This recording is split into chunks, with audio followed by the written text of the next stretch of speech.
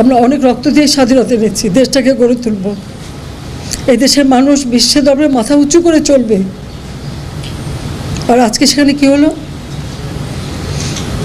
আজকে সেই সম্মানটা ধুলায় মিটিয়ে দিল, নিজেরা ক্ষতিকার হলো। আমি জানি না যারা এই সন্ত্রাসীর সঙ্গে জড়িত তাদের কিছু আসে যায় না। এই টেলিভিশনে যে ধ্বংসযজ্ঞ আমি দেখলাম, এটা কারোর পক্ষে সহ্য করো না।